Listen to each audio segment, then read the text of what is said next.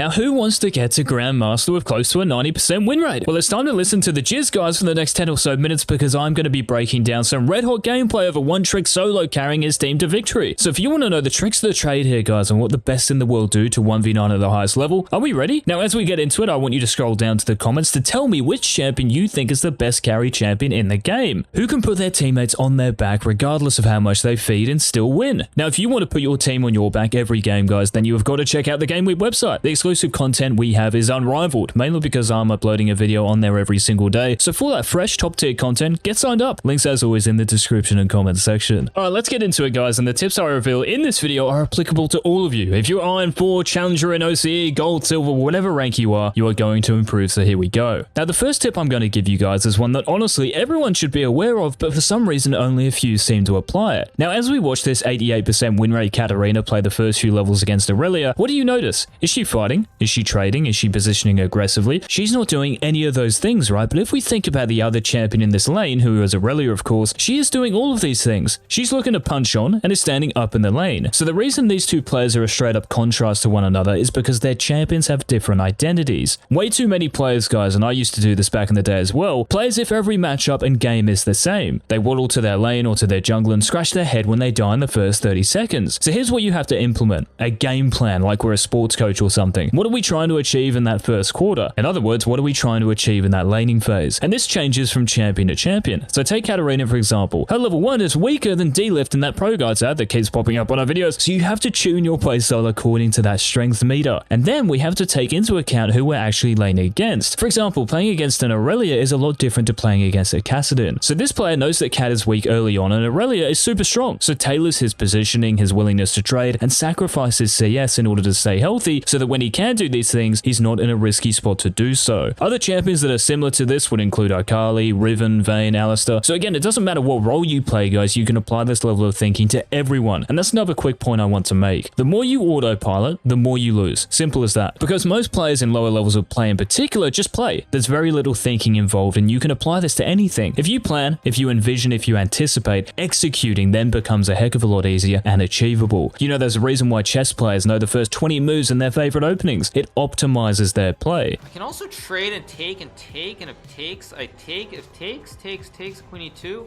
Queen h4, g3, knight g3, check, c6, queen b7, knight h1, king there. So think about your champion's identity, guys, and generally when you are strong and weak, and then think about your opponent's identity. When can you find them? Do you have to wait for them to use a certain ability? Can you contest the wave at level 1? All of these intricacies have to be considered before a game, so plan to succeed, guys. You will stay hard stuck without it. So that tip was a bit more mentality related, so I want to focus here on a more mechanical aspect of the game. So in this lane at level 3, guys, Katarina can look to take short trades with Aurelia, but in any lane you have to know this tip right here. What your red light is and what your green light is. And it sounds whack, but just hear the jizz out on this. You can't just go in and trade when you hit your power spike, right? Because there are certain influences on your lane and that trade that you have to think about. For instance, if you hit level 3 on Katarina and jump in no holds barred and the enemy jungler shows up, you might die or lose the lane. Or if this Katarina jumps into Aurelia in this game when she still has her stun, she auto loses again. So who saw what just happened? How about that timing from the jizz? Look at this. So Aurelia just used her stun, right? And if you were really cracked and knew the cooldown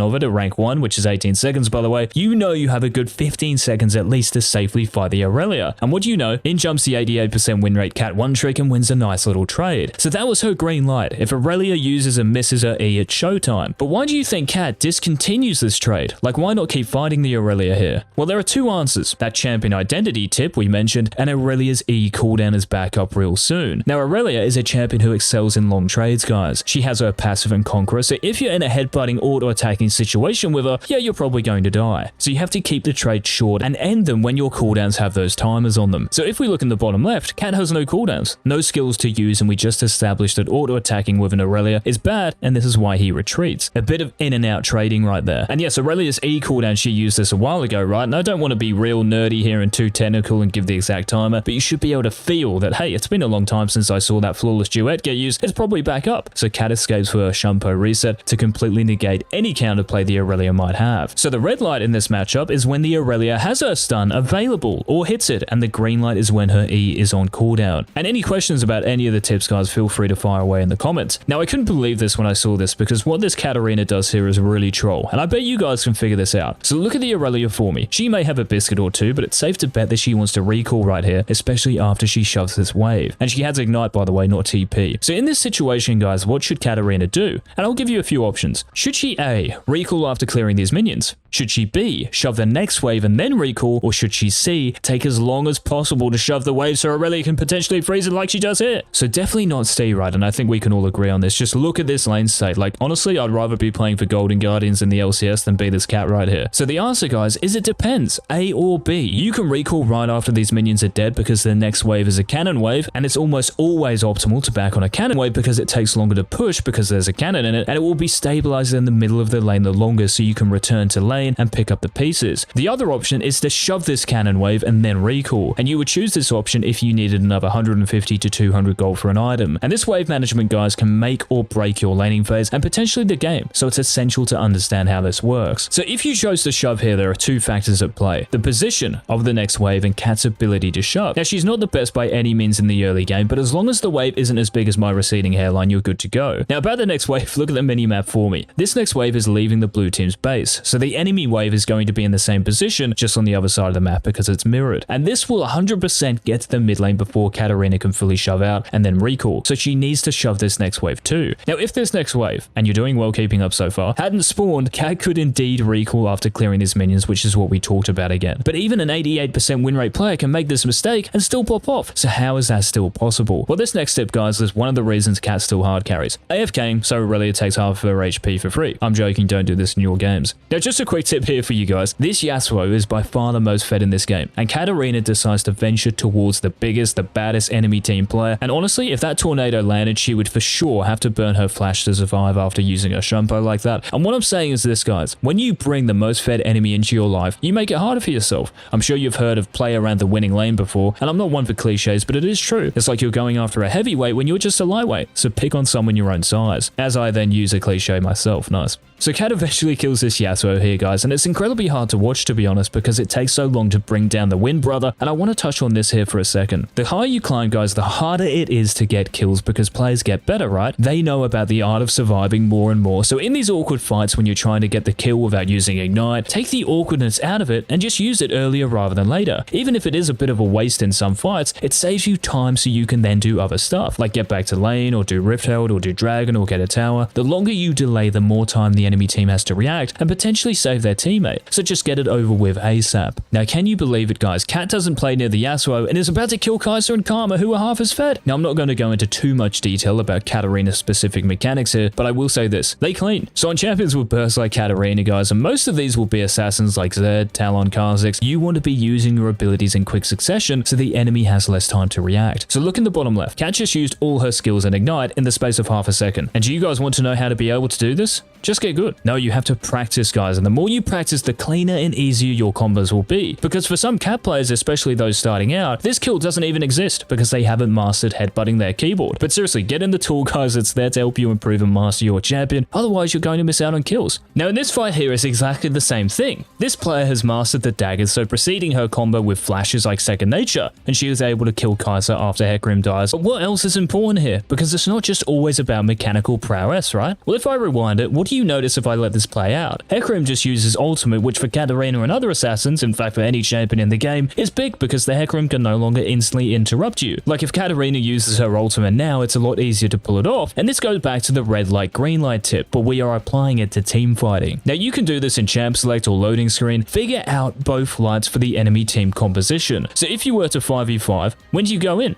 When do you not go in? What cooldown do you have to wait to be used? Do you have to buy a certain item like QSS to counter that ability? So we're trying to envision how a fight plays out, guys. And if Katarina in this game didn't do so, she is less informed on how to play those fights. Team compositions are very rarely the same as well, right? And even if they are, in some games, one champion might be really fed, so you have to focus them more. And in the other game, with the same comp, another champion might be really fed, so they become the main priority. So again, less autopiloting and more thinking, and it also helps you mechanically. Now, as we get into the next tips, guys, let me ask ask you something. Do you want unlimited tips this season? Is that a yes? Then check out the GameLeap website. Challenger courses, guides, videos, designs help you get to the top of the leaderboard, and everything is just one click away. Links down below. So as the blue team does Baron here, guys, Katarina is on the prowl for a pick or two. Now, she might be able to 1v1 the Aurelia at this point, but what is different about this situation compared to the laning phase we looked at? This isn't just a 1v1, is it? A friendly Lulu is nearby, so when Kat gets hit by Aurelia's E and stunned, it means nothing. And this would be the same as Katarina getting a gank from her jungler in the mid lane. If you can survive Aurelia's DPS, it doesn't matter about getting hit by her E because it's a 2v1. And on champions like Katarina, guys, your damage to Baron is minimal. You're not a Vayne or a Kog'Maw who can tear the purple worm to pieces, so more likely than not, it's better if you lurk around the pit looking for kills when the enemy champions approach. Even if you don't engage, it puts pressure on the enemy team and buys yours time to finish the Baron without any trouble. And you could also put this under the champion identity tip. If you don't have a legit amount of DPS, help your team out by hunting for kills. And this is why you will see supports roam around the pits to either set up kills or keep the enemy team at bay. Now, this next fight, guys, is the final showdown of the game, and Katarina ends up cleaning house, well, almost anyway, and secures her team the win. But how? Well, an important detail here is that Hecarim's ultimate is on cooldown because he used it to steal the Baron, so that gives Kat the green light if she wants to dive onto the enemy backline, and that would be the play. But the enemy Yasuo here fails its combo and dies for nothing. And this is the tip. Let the fight come to you. Way too many players, and it doesn't matter what champion or role you main, try to force fights at the wrong time or engage on the wrong target just because they're tilted. Just chill. More often than not, especially in lower elos, the enemy players will make mistakes and either overcommit or target the wrong champion. So when this happens, guys, take the free kill. There's no need to overcommit yourself and run through a load of damage and CC to execute your original plan, because conditions on the rift can change at any moment. Whether it's a cooldown that's been used or a key target dies, you have to stay flexible and adapt to the situation in front of you. And this is what Kat does. Yasuo runs it down, so she makes sure he runs it down. She doesn't run past and 1v4 the rest of the enemy team. So by letting the fight come to you guys, you can then adapt to what's happening on your screen, and Kat's mechanics are super clean here, and she almost kills Kai'Sa at the end of this too. So in terms of mechanics, guys, no doubt this Katarina knows what's up, even though it was a little sketchy when she ran to the top lane to take on the fed Yasuo, but that's what really carries this game. This player's knowledge of the champion and also their ability to imagine the lane, to imagine the fights and how exactly to play them. So if you can master your champion, guys, and think more about each individual game you're in, no reason why you can't win more games this season. So take these tips into your games. Remember to hit that like button to let us know you enjoy this style of video, and do not leave without subscribing so you don't miss tomorrow's upload. And until then, this has been Coach Peace.